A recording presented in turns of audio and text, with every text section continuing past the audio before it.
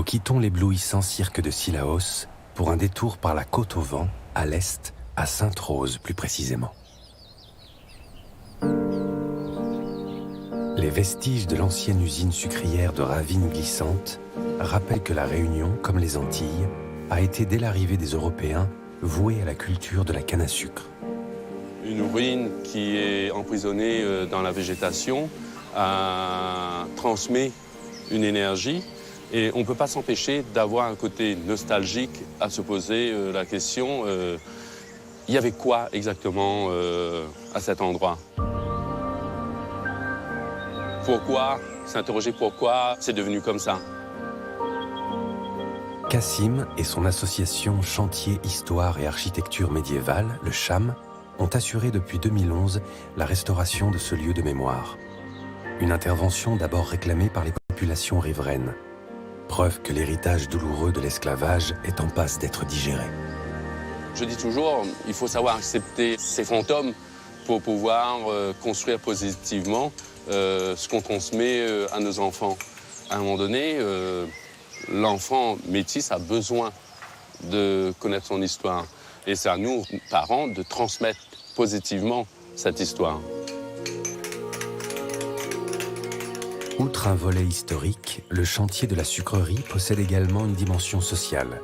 Les ouvriers ont été recrutés parmi des publics en réinsertion et formés aux techniques de la restauration patrimoniale.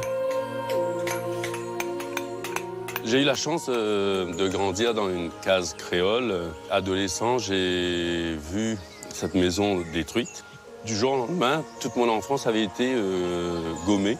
Et je m'étais dit un jour, si j'arrive à faire quelque chose pour ce type d'architecture, je me donnerai les moyens. Ressuscité, le site pourra devenir un lieu d'échange et de transmission des savoirs traditionnels.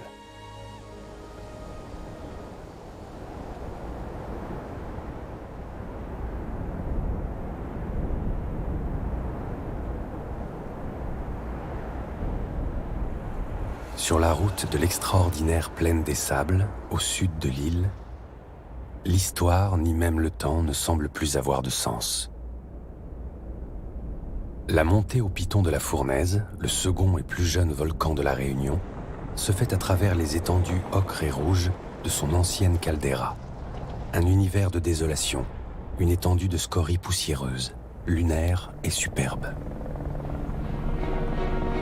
L'arrivée au rempart de Bellecombe, qui domine l'actuelle caldeira dans sa partie haute, marque l'entrée dans le territoire du volcan actif, dont le cratère principal culmine à 2632 mètres d'altitude. Nicolas et ses collègues de l'Observatoire volcanologique de la Fournaise restent constamment sur leur garde. C'est une île qui a une activité volcanique assez intense. On dit même que c'est un des volcans les plus actifs au monde. C'est quelque chose qu'on vit tous les jours quand on est réunionnais. Et du coup, c'est assez facile de devenir passionné du volcan et passionné de la nature sur le volcan. Donc, devenir volcanologue n'avait pas été un sacerdoce, mais malgré tout, ça coulait de sens en ayant grandi ici.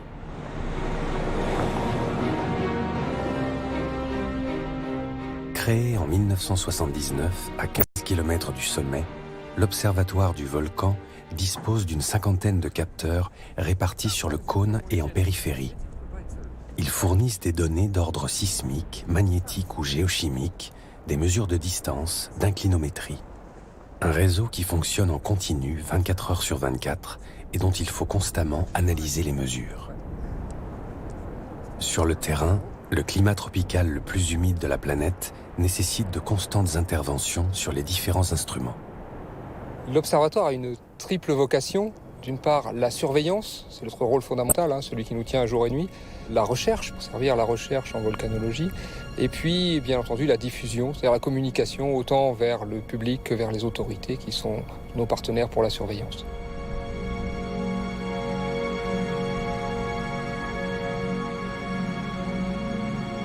Parce qu'on est les sachants dans cette affaire, on est les experts et à titre d'expert, on doit aider à la décision. La décision étant fermeture de l'enclos juste avant une crise éruptive et évacuation en cas de nécessité pour une route ou encore un village, une zone habitée. Les enjeux prévisionnels sont en effet énormes. Le massif de la Fournaise recouvre 25% du territoire de la Réunion et plus de 200 000 habitants vivent dans l'aire d'éruption du volcan. Haut lieu touristique, son sommet peut attirer jusqu'à 1000 visiteurs par jour.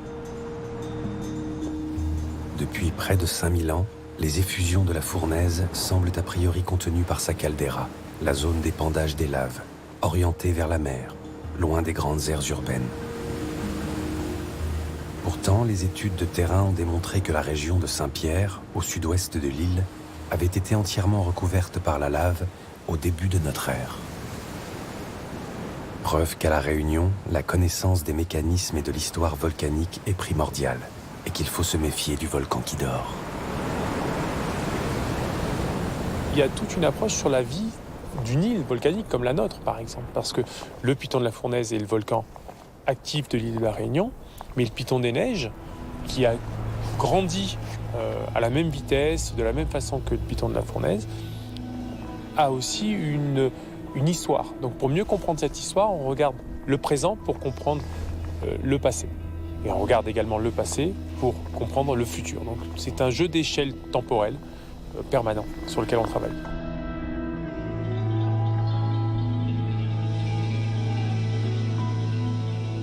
Donc, que sera le futur de notre rôle sur le volcan ou le futur du volcan tout simplement nous pousse à rester humbles.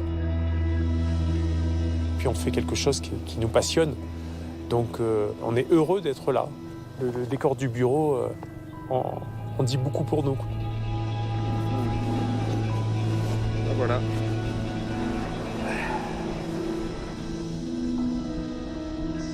Sur ce paysage inoubliable, s'achève notre détour par l'île de la Réunion.